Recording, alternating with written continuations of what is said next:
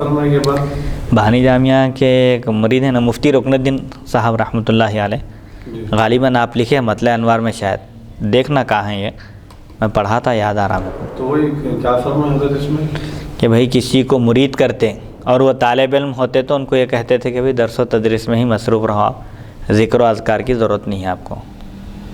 اس میں مصروف رہنے میں پھر سے فرمائی ذرا ہمارا ذہن دوسری طرف چلے گیا. ذکر و اذکار کرنے سے ایک صفت کیفیت جو پیدا ہوتی ہے انسان کے اندر، کشف و کرامت کی بھی صفت پیدا ہو سکتی نا، ذکر کرتے کرتے کمال حاصل ہو گیا، کرامت بھی ظاہر ہو سکتی، کچھ روحانی پاور حاصل ہو جا سکتا، کچھ بھی ہوتا. اس سے کیا ہوتا، مقامات جب کھلنے لگتے اس پر، ان درجہ بدرجہ اسٹیپ بائی اسٹیپ آگے بڑھتے رہتا تو غرور اور تکبر پیدا ہو سکتا. ارے میں فلاں سے بہتر ہو گیا، آپ میں کو یہ مرتبہ حاصل ہو گیا، ولایت کے اس مرتبے پر فائز ہو گیا میں، ایسا خیال آ سکتا ہے اور اس وجہ سے اس کی عبادتیں پوری رائے گاہ جا سکتی ہے. لیکن پڑھنے پڑھانے کا جو مشغلہ ہے اس میں معلوم ہی نہیں ہوتا انسان کو، مشغلہ یعنی مصروفیت سمجھے. ہاں، پڑھنے پڑھانے کا کام ایک ایسا ہے، پڑھتے پڑھاتے رہیں، محسوس نہیں ہوتا، معلوم نہیں ہوتا، لیکن اس کے درجے بلند ہوتے رہتے، تو وہ درجات محفوظ رہتے نہیں معلوم ہونے سے. معلوم ہو گئے ضائع کر دیتا انسان.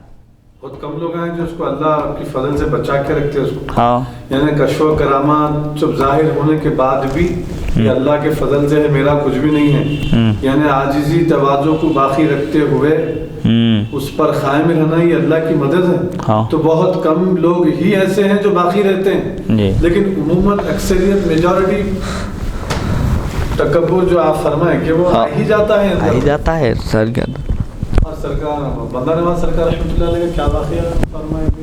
حضرت بھی بعض واقعات لکھے بھائی کہ بعض لوگ ایسے بھی ہوتے ہیں جو سلوک کی منزل میں قدم رکھنے کا فوراً ان کو ترقی ہونا بولتے ہیں لوگ، کشف و کرامات ظاہر نہیں ہوئے تو مایوس ہو جاتے. حضرت نے مایوس ہونے کی ضرورت نہیں ہے بھائی، یہ فیلڈ ایسی ہے، ضروری نہیں ہے کشف و کرامت ظاہر ہو. اسی لیے ایک بزرگ فرمایا کہ طالب استقامت بنو، طالب استقامت ہو، طالب کرامت مت بنو. کرامت مت چاہو، استقامت چاہو، دین پر ثابت قدمی، اور استقامت کا درجہ کرامت سے بڑھ کر ہے. اچھا، یہ استقامت کا درجہ کرامت سے بڑھ کے ہے، بلکہ کوئی حدیث یا کوئی قرآن کی آیت یا کوئی ایسی دلیل قرآن میں ہے نا، ان الذین قالوا ربنا اللہ، یقیناً وہ لوگ جنہوں نے کہا کہ ہمارا پروردگار، ہمارا پالنہار اللہ ہے، پھر اس پر جمے رہے، ثم استقاموا. اور ایک حدیث میں ہے، ایک صحابی عرض کیے کہ آپ مجھے نصیحت فرمائیے، حضور سے عرض کیے کہ آپ مجھے نصیحت فرمائیے اور مختصر نصیحت فرمائیے، پھر مجھے کسی سے پوچھنے کی ضرورت نہ ہے، نوبت نہ ہے، اس پر میں عمل کر لیا تو کامیاب ہو جانا. تو حضور فرمایا قل آمنت باللہ ثم استقم، آمنت باللہ بولو اور اس پر قائم رہو بولے.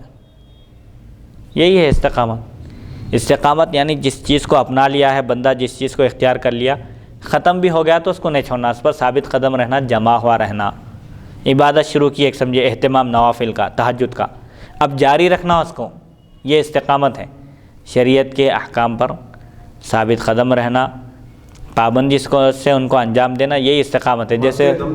جیسے غوث پاک رحمۃ اللہ علیہ کا واقعہ، ایک شخص آپ کی کرامتوں کا شہرہ سن کر حاضر ہوا اور 40 دن آپ کی خدمت میں رہا، لیکن کوئی کرامت ظاہر نہیں ہوئی. اس دوران جب واپس جانے کا ارادہ کیا تو حضرت پوچھے ان سے، حالانکہ اولیاء پر سب احوال منکشف ہو جاتے ہیں، دلوں کے احوال بھی وہ لوگ اللہ کے بتانے سے جانتے ہیں، اللہ کے فضل سے، پھر بھی اس سے پوچھے دریافت کی کیا بات ہے، تمہارے آنے کا مقصد کیا تھا اور کیوں جا رہے ہو؟ تو وہ شخص عرض کیا کہ میں ایسا کرامتوں کا شہرہ سن کر آیا تھا. تو حضرت پوچھے ٹھیک ہے، 40 سال کے عرصے میں کبھی مجھ سے کوئی فرض قضا ہوتے ہوئے دیکھے؟